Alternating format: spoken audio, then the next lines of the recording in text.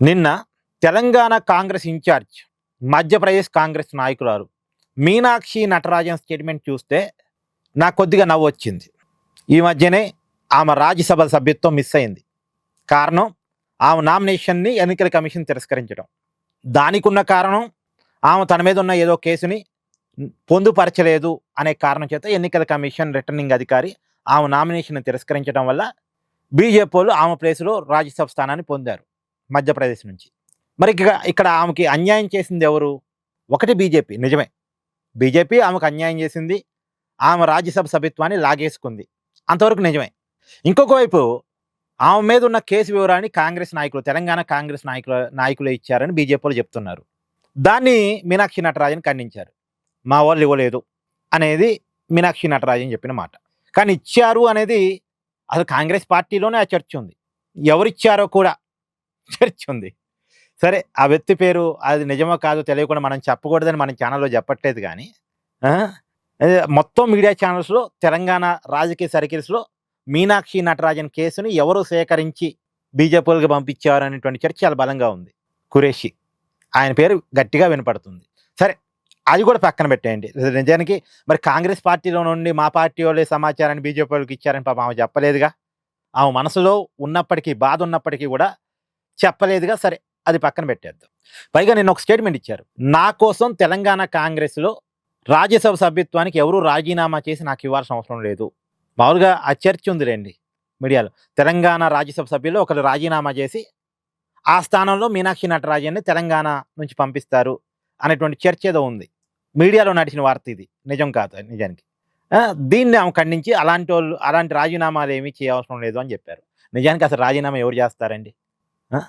Congress party తరఫున రాజ్యసభ అభ్యర్థులుగా తెలంగాణ నుంచి ఉన్నోళ్ళలో ఎవరు రాజీనామా చేసి మీనాక్షి నటరాజన్కి ఇస్తారు చెప్పండి? అసలు ఎవరైనా తమ పదవులకి రాజీనామా చేసే పరిస్థితులు ఇవాళ ఉన్నారు అసలు? నిజానికి ఇక కొన్ని ఓపెన్గా చెప్పకూడదు, కానీ రాజ్యసభ సభ్యత్వాలు ఇస్తున్నప్పుడు కొంత ఫండింగ్ పార్టీలకు ఇస్తున్నారు. అన్ని పార్టీలు ఉన్నది అది.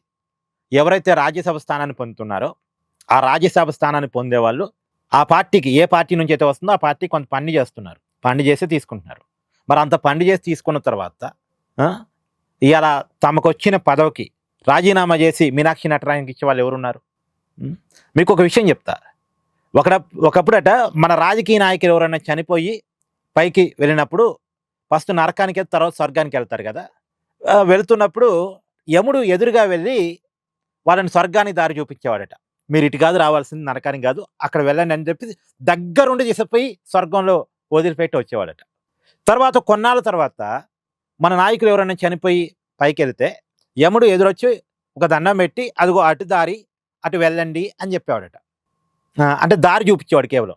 అంతకుముందేమో దగ్గరుండి వెళ్ళి దిగబెట్టేవాడు, తర్వాత కేవలం దారి చూపించేవాడు.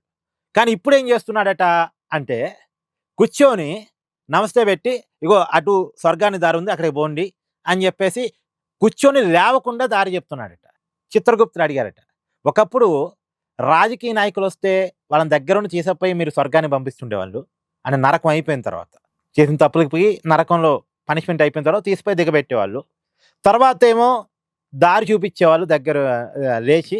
ఇప్పుడేమో అసలు కుర్చీలో నుంచి కూర్చొని లేవకుండా దారి చెప్తున్నారు. ఏంటి అంటే ఇప్పుడు నేను లేస్తే నా కుర్చీలో అతను కూర్చొని నేనే ఇక్కడ అధిపతిని అంటాడు.